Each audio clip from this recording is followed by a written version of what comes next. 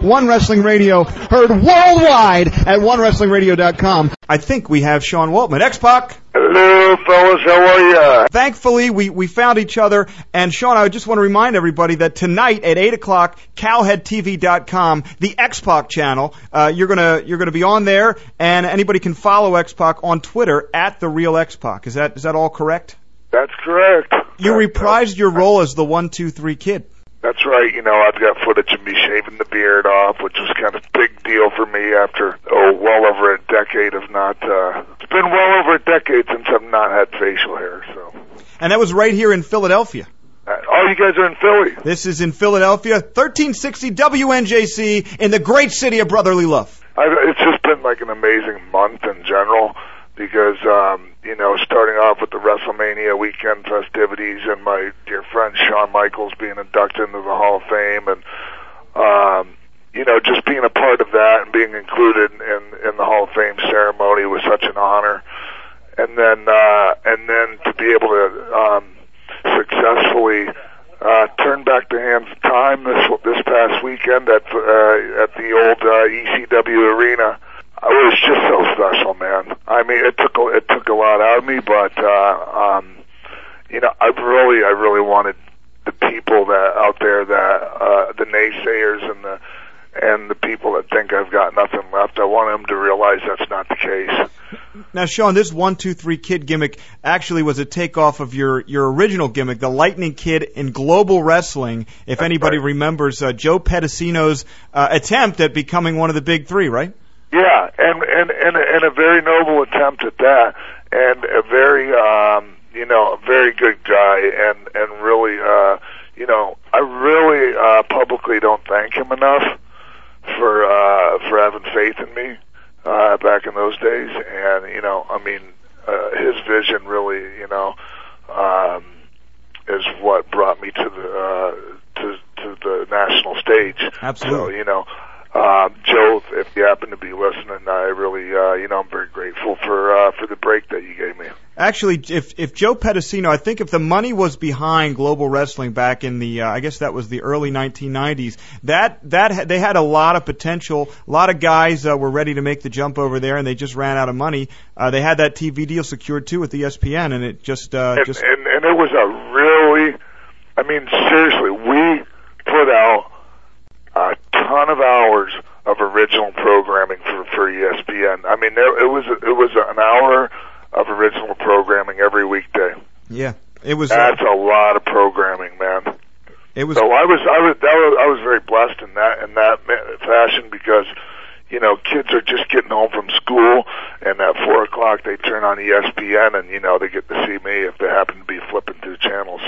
One of the first stars of Global Wrestling, and that ultimately parlayed your career to the WWF at the time and the WCW. Yeah, and you know, and also obviously my career in Japan, which I don't want to marginalize because it was a huge part of my career, my time in Japan. Now, Sean, one of your good friends in the business and in life is Scott Hall, and a lot of stuff floating around the internet with Scott and his health lately. And I just want to ask you if you can give us just an update on the health of Scott Hall. Is he doing okay? You know, we saw some news come through, and we just want to make sure that Scott's hanging in there.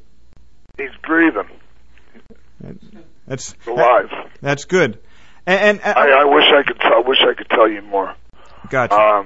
It's not like I'm sitting on any like secret information, dude. You know, you can't do something.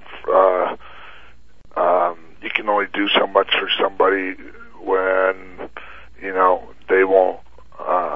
When they won't be receptive to your help. I mean, I know when I was in that frame of mind, I mean, I really wasn't really open for you know, anybody to talk reason to me or whatever. I don't know. I don't want to. It's hard for me. It's a real tough subject for me to talk about, and I'm a pretty open guy, you know.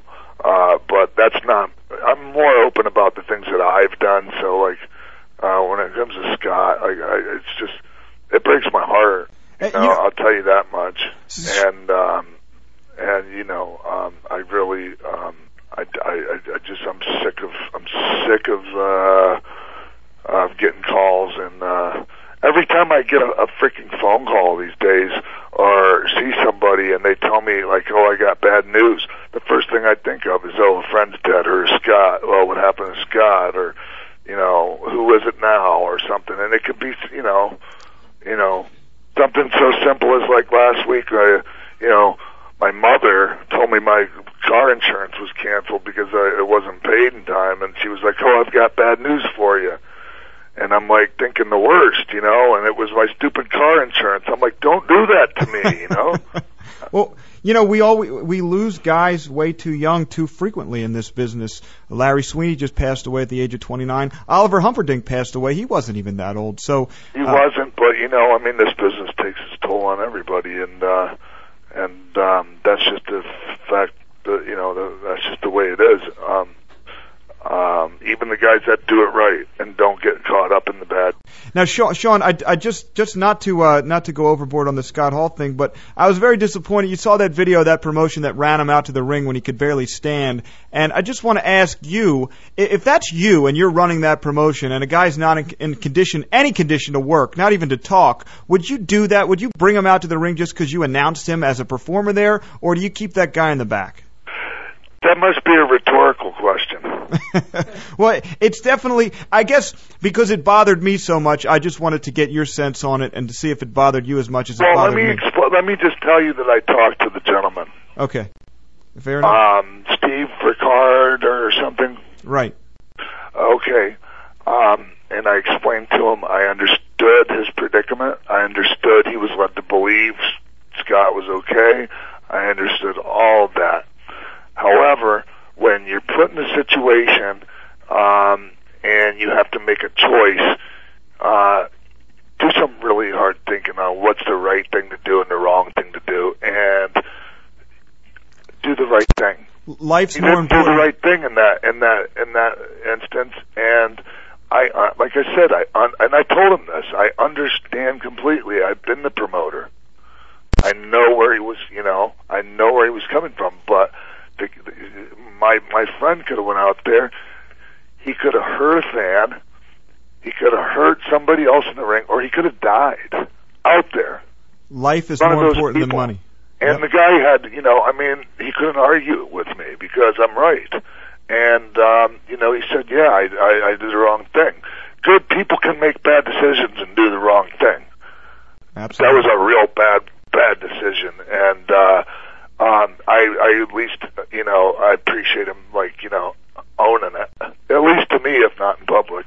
Absolutely. Sean, you know, you did a lot of work in the ring, and you've been all around the world as a wrestler.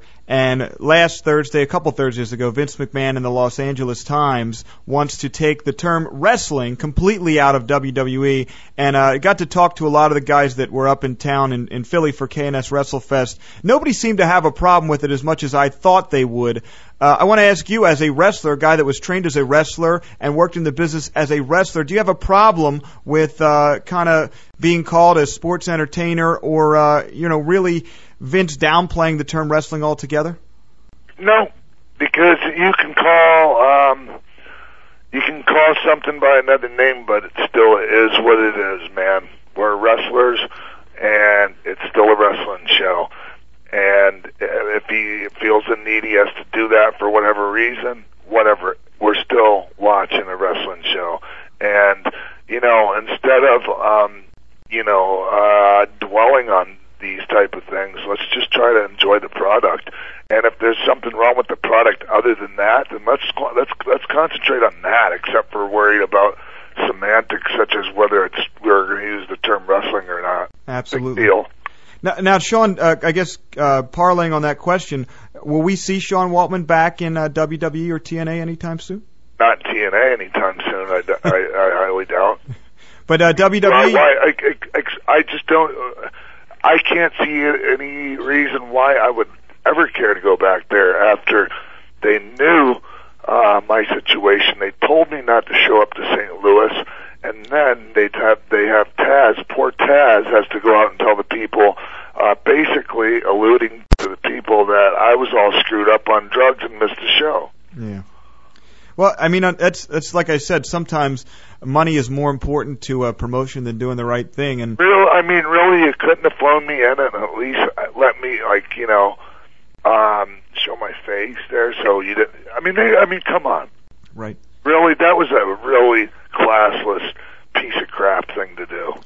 I can't disagree with you there, but we did get to see you, at least a snippet of you on WWE TV during the Hall of Fame, and Kevin Nash is under some kind of a contract with WWE, and you got Shawn Michaels as a now a Legends performer, so maybe at least we'll get to see you back on TV in the WWE someday. I think there's a really big chance of that happening. There we go. Well, we heard at least the hint of that here first, right here on One Wrestling Radio. Sean, I want to remind everybody to listen to Cowhead TV tonight at 8 o'clock. You never know what's going to happen on the Xpac there's channel. Also when, hey Steve, where's the info for that? Also, we're going to be in Greensboro, Georgia tomorrow, right? We'll be in Atlanta tomorrow for the well, there's a little girl. I don't know if you read the article or saw on television on the Today Show. There's a little girl. Her name is Ania Rucker, and she's 9 years old. And she was walking her 5-year-old sister to the bus, I guess, and right outside, her mother was watching the whole thing, and a truck came barreling down the road, and she saved her sister, and in the process got hit by the truck and lost her leg from above the knee, and broke her neck, and lost a kidney. And my friend Steve Chamberlain, one of my dearest friends, and he's also a professional wrestler. He's missing a leg, and he's also he also just won the gold medal in the ABC Wide World of Sports track and field open in the shot put against people with all their limbs. And so now his doctor is stepping up to the plate and is providing a $30,000 prosthetic limb for Ania Rucker, who was so courageous and at such a young age, and to do such a selfless thing as jump under grenade for her little sister like that. I totally broke down in tears when I read the story. So we're going to be coming up to Atlanta for that tomorrow. I think we might even be on the Today Show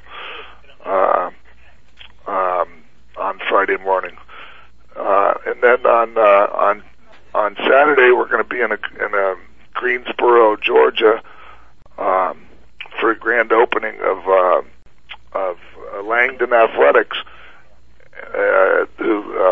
for Under Armour clothing, who's doing some sponsorship stuff with Steve and I, and it's going to be myself, Steve Chamberlain, and WWE Hall of Famer Jimmy Hart, and we're going to be there from 1 to 4.